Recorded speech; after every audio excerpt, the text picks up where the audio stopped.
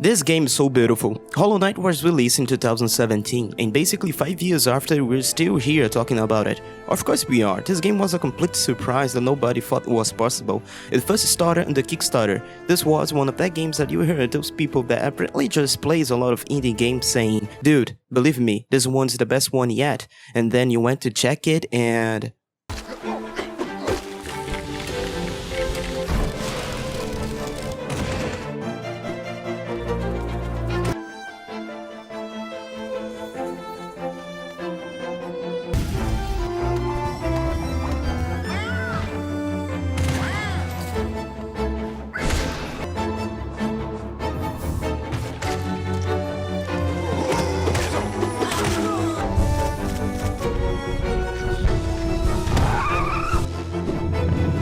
Holy shit, this is pretty good. After so many years without a proper decent Metroidvania, people actually started to forget that this genre was a thing. Metroid what? What the heck's a Castlevania?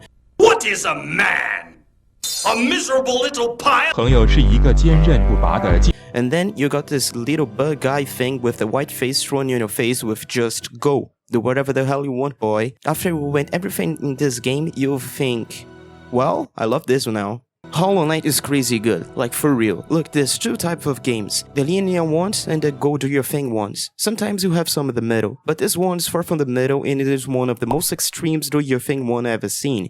Usually that's a red flag, but here is one of its best traits. For example, in a more linear game you would have the people who enjoys the type of games that holds your hand, tells you constantly where to go, how to do and what the story is about. What are your motivations and something like that. Usually they are the story-driven games. In the other side, we have the most free of the free games, the open world ones, where you are thrown the world with your clothes and courage. I mean, sometimes you don't even have the clothes, where you can do whatever the hell you want, but also can't, because you obviously can't beat that level 60 enemy in the baby area. This is when playing too much one type of game gets in the way. For the more linear gaming people, you get easily lost. There's so much places to go and do that we end up not being able to do none and gets demotivated. On the other side, some people will be annoyed with the game constantly trying to keep you on the right track, that will basically play itself for you. You will feel like a horse with those blind things on your face. That's why the games today have to find some sort of balance between what you have to tell and what you should definitely let the players do by themselves. So following this argument, Hollow Knight is so extreme freedom that actually that's something that turns itself against it? No, it's not. That is one of the things that makes the game so astonishing.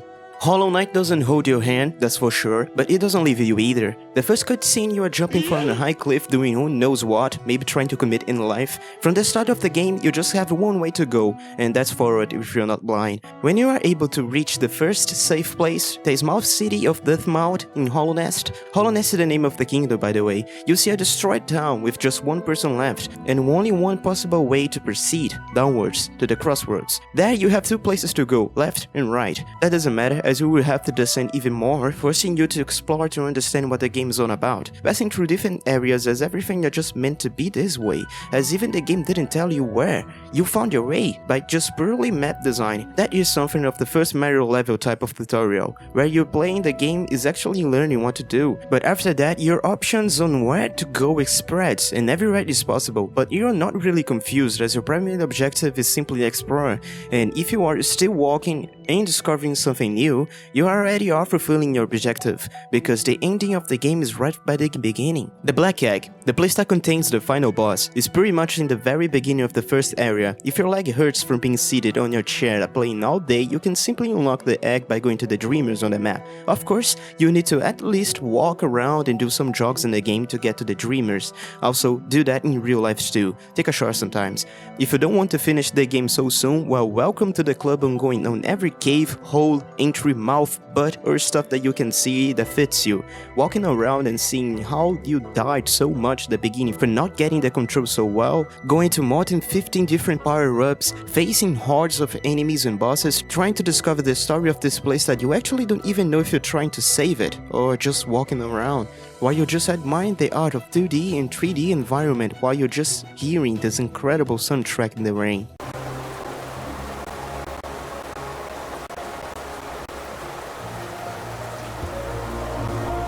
Man, I'm hungry. This game is able to do something incredible. It doesn't matter if you get lost. If you don't know what to do, it's fine. If you actually never stop exploring. First, you're in the underground passage, then in a forest. When I got here and heard this music, I knew this would be something else, and it was. I mean, I hate those enemies. To a rain in the mushroom woods, where you have, in my opinion, one of the toughest bosses in the whole game. It is so cool after you win and they bow to you, while every other enemy that is a mantis also respects you, and now doesn't attack you anymore. To a city in the undergrounds where even the sewers of the city is accessible area. In this game, you're actually not a hero. You came to save everyone because you were late. You are more like a soldier that arrived in the battlefield after the battle, just to see what is left from its people and the place that he wants to defend it in the past for its glory. And what you are fighting against, it isn't even the enemy soldiers, but at best, that was left behind. If I would describe Hollow Knight, it would be the bloom after the fall. Like you know in The Last of Us, how everything after 20 years of almost human extinction started to look more alive than dead,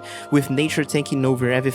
That is Hollow Knight. That moss in the wall in The Last of Us is Hollow Knight right there. In terms of story, this game gets close to the Souls game and Bloodborne. No, I'm not talking about the hard equals Dark Souls train. What I am saying is, this game doesn't bother to tell you the story like at all. Just like in Bloodborne, where you have to read each item description to piece together the story of what the heck is actually happening. Or rather, see videos on YouTube on why the boss has one arm larger than the other. Does he know about November?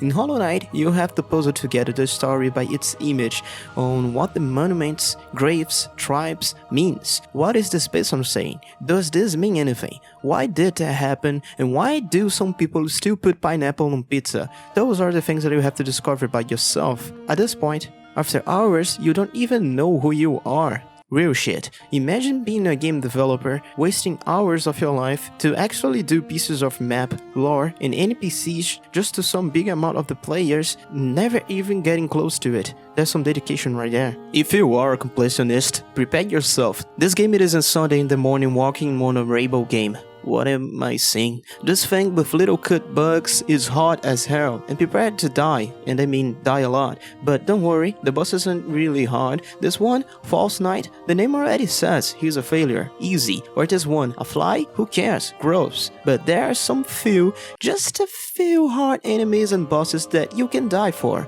like this one. Or this one. Or this one. Or this one.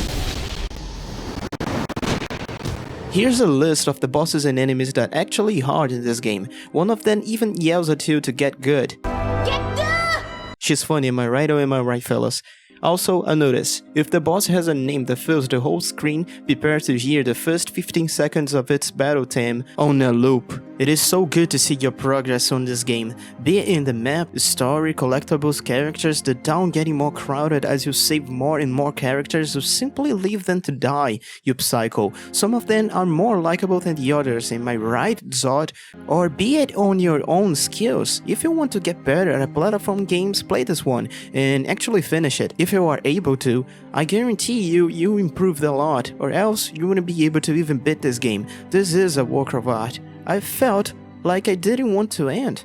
I wanted to stay and explore more and more and see how much of Hollow Knight I would be able to see, its culture, story, or symbolism. I found everything so beautiful. Well, Hollow Knight sure a work of art. If you haven't played it, you don't know what you're missing. For the ones waiting for the sequel, Silksong, don't worry guys, I have some field connection at Team Cherry and they told me Silksong will be coming out in 2065, real close anytime soon now.